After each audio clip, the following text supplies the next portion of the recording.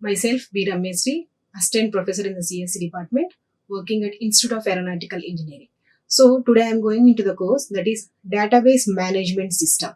So in the Database Management System, I am going to discuss about the first topic, that is Introduction to Database Management System.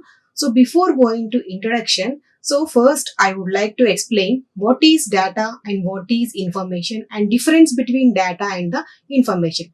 Then after we go into the what is database and what is database management system. So coming to the data. So as we know that the data and information both are not same. Those two are totally different. So data is nothing but a raw fact or unorganized fact. A fact is nothing but a place or a thing or an event of an object. It may be anything. A raw fact is nothing but a meaningless data which cannot be understood by everyone. So that's why it is called as a raw fact, and it is also called as a meaningless data. So every time the data should be processed to make it very meaningful. So at the same time, data is simple and it is unorganized until it is organized. So for example, I can tell that take the employee. So employee consists of a specific constraints of data, but whereas employee number, employee name, employee age, salary, date of joining, so on. So whatever the field, nothing but whatever the attributes and fields we are going to consider for the employee, if all those are nothing but a raw facts which are meaningless until they are organized. So these all things are raw facts we call, that is called as data. So in general way, a data is nothing but a facts or any perception numbers, or it contains any characters, letters, symbols, images, etc. So by simple way I can tell data is nothing but a raw fact which is meaningless until it is organized. Now we are moving to the next one, that is called as information. So already I told you the data and information both are not same. Those two are totally different. So they look like same but they are not, they are different from each other. So information is nothing but collection of data or some set of data. So a data already we know it is a raw fact. So here in the information it is called as collection of data which can be processed into meaningful way once it is organized. Nothing but here in order to frame the information, we will take the data as an input, nothing but we take the raw facts as an input and organize in a specific way according to the constant required, then it will become a very meaningful, then that is called as a information. So information is every time it is processed or structured according to the given context to make it more meaningful and useful. So every time information contains a processed data which is very meaningful, that is according to the context, relevance and the purpose. So we know that a data is converted into information by organizing into a specific structure according to the requirement. So while organizing, we can manipulate the raw facts according to the user requirement, then we can make the very meaningful information. So let us see what are the examples in the information. So here I would like to explain some of the examples. Examples are timetables, merit list, report card, printed documents, pay slips. These all comes under the information. So why these all comes under the information? For example, I can take the example of the timetable. So before generating the timetable, what are the content we require to generate the timetable? So the content is nothing but what are the data we require to generate the timetable? So the data is nothing but a list of subjects we require, next list of time days whenever we need to conduct, and list of timings we require. All these three comes under the raw facts. Once these three raw facts are organized, then it will become a information that is called as a timetable. Similar way, everything will be organized before it make to form the information. So for example, one more example I am going to take here. Suppose a marks obtained by a student and their roll numbers are two different raw facts. those two different raw facts are combined and assembled into one and organized to form the information. Suppose I want to calculate the average grade or report sheet of any student of a class, then it is nothing but an information that can be done only by using raw fact. In general way, I can tell that whatever the data or the raw facts what we take are the inputs, and informations are nothing but the outputs what we have generated based upon the context. Now I'm going to discuss about the block diagram of data and information. Already I told data is nothing but a pieces of information which are combined and processed to form the information. So the first level of the architecture is about the data. First we will gather the data whatever we require to form the information.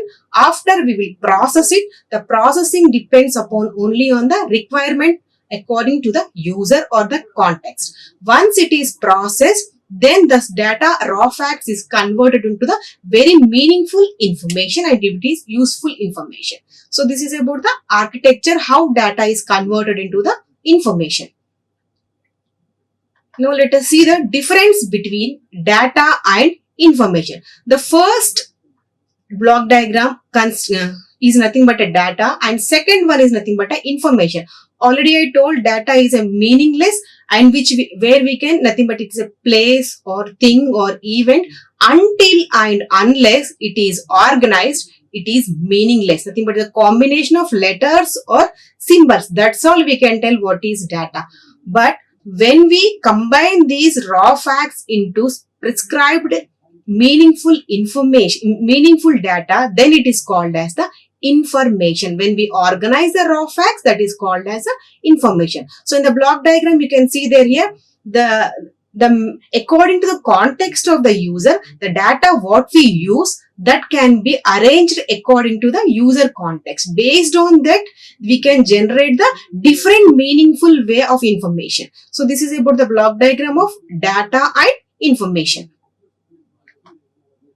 Now let us see some of the differences of data and the information. So coming to data, it consists of only raw facts which is no meaning. And information, it is also raw facts, but those raw facts are processed in a specific way order to form it a more meaningful way. And coming to second difference, with data can be any letter or image or audio or video. It can be anything, but it is meaningless content. But coming to information, here the ideas and interferences extracted from the data in order to arrange them properly. So coming to again third difference in the data, it is meaningful. It is not meaningful because we contain only objects which is no meaning. So it is no meaning. So coming to information, it is very meaningful way because when we organize the data, it will be converted into more meaningful way. And last difference, data is have no dependency on anything, but coming to information, it always depends upon the data, and this information is also processed from only data, and data is nothing but a collection of information. Now we will see the next differences with examples how data and the informations are varying. Suppose in the first example, in the each individual homework and test grade of the student in class. Suppose the class contains 60 students. Those 60 students roll numbers, grades and marks are nothing but a data which is meaningless until those are organized. When those are meaningful, once we calculate the average grade of the class, then it will become the very meaningful information. Coming to second one, suppose we would like to browse anything on the Google search engine. We simply type the words to some prescribed words in the Google search engine. Those words are nothing but a data or raw facts. Once those words are processed over internet in the system, it will display a list of the content what you want to extract. So here in this second example, I'm going to extract the car videos. Whenever you pass the input as a car videos to the system in the internet, it will search and display the list of the car videos where that is called as a information. So before it is called as the input. So that's why data is called as input and information is called as the output. Once we are giving the input, it perform the processing on the input and provide the output in with a detailed and meaningful way.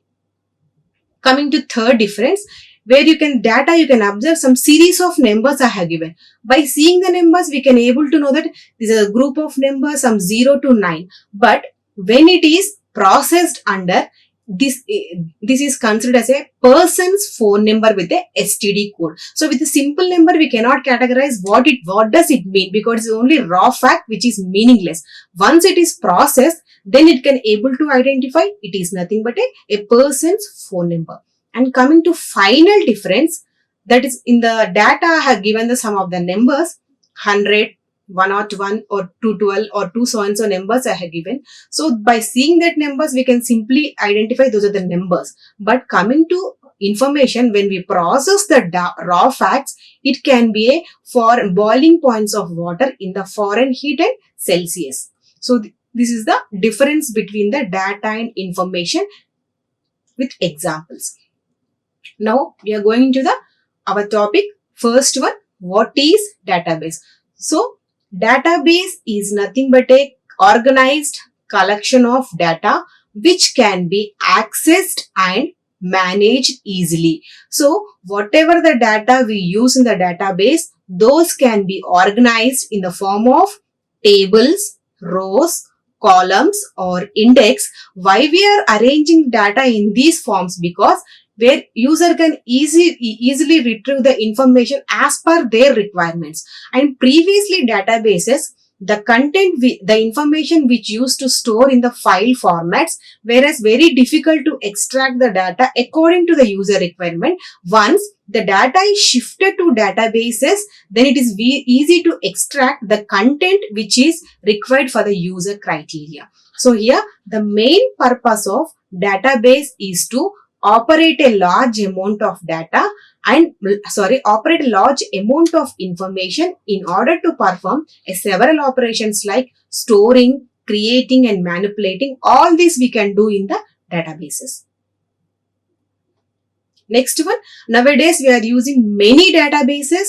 Those are MySQL, Sybase, MongoDB and next Oracle, SQL Server. These are the all databases we are using in the current market, and most modern databases which are managed by relational database management system. Why we called here relational database management system? Because a database, already I told, we can organize the data in the databases only in the form of tables, rows and columns along with the indexes.